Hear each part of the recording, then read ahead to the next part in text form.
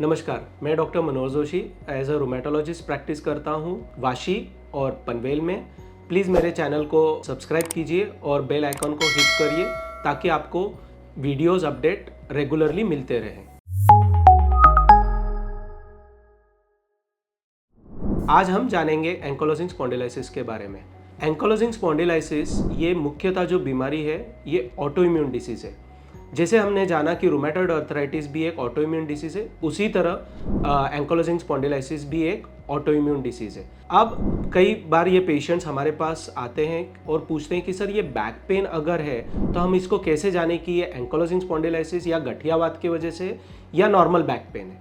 इसको समझने के लिए बहुत सिंपल सी मेथड है। अगर आपको ये दर्द आराम करने के बाद बढ़ रहा है और बॉडी के मूवमेंट्स करने के बाद में ये कम हो रहा है तो निश्चित ये इन्फ्लेमेटरी बैक पेन है या एंकोलोजिंग स्पॉन्डिलाइसिस ये बीमारी की वजह से आपको बैक पेन डेवलप हो रहा है। लेकिन अगर आपको ज़्यादा देर खड़े रहने पे, आगे झुकने पर या कुछ वजन उठाने के बाद में कमर में दर्द आ रहा है और आराम करने के बाद या लेटने के बाद अगर दर्द कम हो रहा है तो ये आपका नॉर्मल बैक पेन है।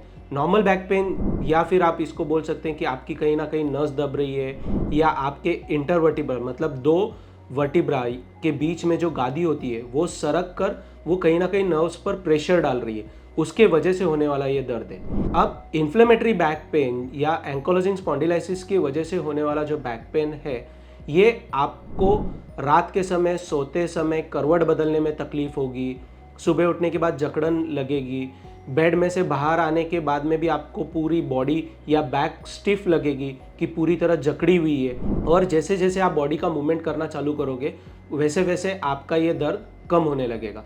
सो ये मुख्यतः लक्षण है एंकोलोजिंग स्पॉन्डिलाइसिस के। अब एंकोलोजिंग स्पॉन्डिलाइसिस कितने प्रकारों की हो सकते हैं?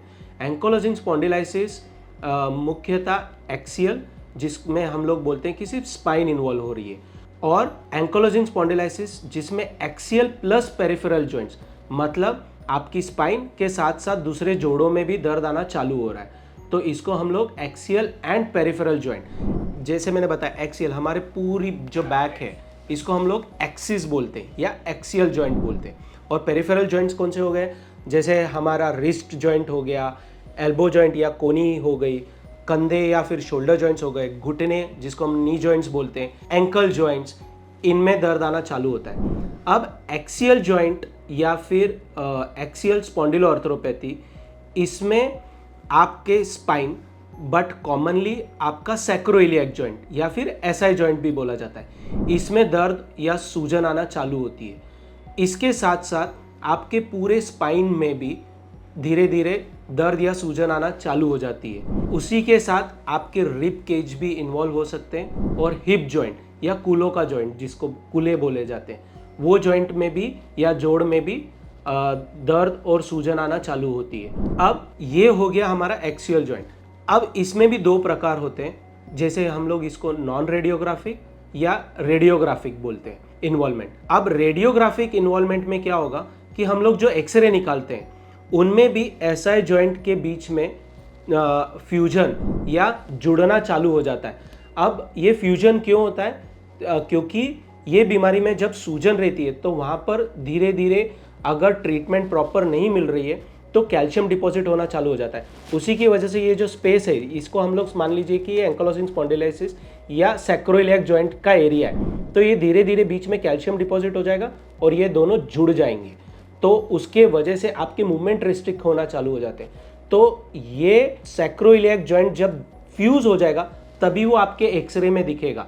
लेकिन अगर इसको हम लोग अर्ली स्टेज पे पकड़ रहे हैं तो एक्सरे में वो एसआई जॉइंट, ये जो जॉइंट है पूरी तरह नॉर्मल दिखेगा, बट अगर हम लोग एमआरआई करवाते हैं तो एमआरआई में यहाँ पर सूजन दिखेगी, इस बोन के एरिया में या ये जो पेल्विक बोन है उसके एरिया में सूजन दिखना चालू हो जाएगी।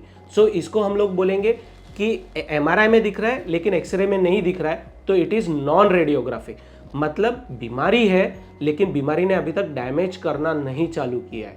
उसी तरह जब हम लोग स्पाइन भी देख रहे हैं और स्पाइन में एक्सरे में कहीं दिख नहीं रहा है कि कहीं दो वर्टिब्रास के बीच में फ्यूजन होना नहीं चालू हुआ है, बट एमआरआई करवा रहे हैं तो उसमें एंड में सैक्रोइलियक जॉइंट के एंड में हमको दिखना चालू हो रहा है कि वहाँ पे सूजन है, तो अगर हम लोग इनिशियली ट्रीटमेंट स्टार्ट करते हैं तो ये फ्यूजन नहीं होगा, तो यहाँ पे नया बोन, हम लोग इसको बोलते हैं न्यू बोन फॉर्मेशन, या नया बोन फॉर्म नहीं होगा दो वर्टिब्रास के बीच में, तो इसकी वजह से आपकी फ्लेक्सिबिलिटी नॉर्मल रहेगी। तो एंकोलोजिंग स्पॉन्डिलाइसिस ये एक्सियल में भी नॉन रेडियोग्राफिक या radiographic, plus axial with peripheral joints, मतलब अदर जॉइंट्स भी इन्वॉल्व होना चालू हो रहे हैं। तो ये हमारा एंकोलोजिंग स्पॉन्डिलाइसिस को डायग्नोस करने का तरीका है कि पहले तो हम लोग ये समझे कि ये इन्फ्लेमेटरी बैक पेन है या नहीं, अगर है तो इसमें सिर्फ एक्सियल इन्वॉल्वमेंट हो रहा है, इसमें सिर्फ सैक्रोइलियक जॉइंट इन्वॉल्वमेंट है,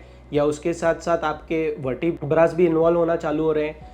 कई बार पेशेंट्स ये कंप्लेन करते हैं कि हमको सांस लेने में दिक्कत हो रही है, लंबी सांस जब खींचते हैं तो तकलीफ होना चालू हो जाती है। तो ये जानेंगे कि हम गो को रिब्स का मूवमेंट्स कितना हो रहा है। कई बार पेशेंट्स ये कंप्लेन करना चालू करते हैं कि सर हमारे हिप जॉइंट्स में प्रॉब्लम आ रहा है, जब हम इंडियन वॉशरूम में जा रहे हैं तो बैठने में तकलीफ हो रही है, या आलती पालती मारने की कोशिश कर रहे हैं तो हमारे हिप जॉइंट में दर्द हो रहा है। तो हमको ये समझना ज़रूरी है कि ये एक्सियल जॉइंट इन्वॉल्वमेंट कितना हो रहा है, उसके साथ साथ अदर जॉइंट्स कितने इन्वॉल्व हो रहे हैं। अगर आपके इस विषय पे कुछ सवाल होंगे तो आप हमें कमेंट बॉक्स में पूछ सकते हैं, जिनका जवाब हम देने की कोशिश करेंगे। धन्यवाद।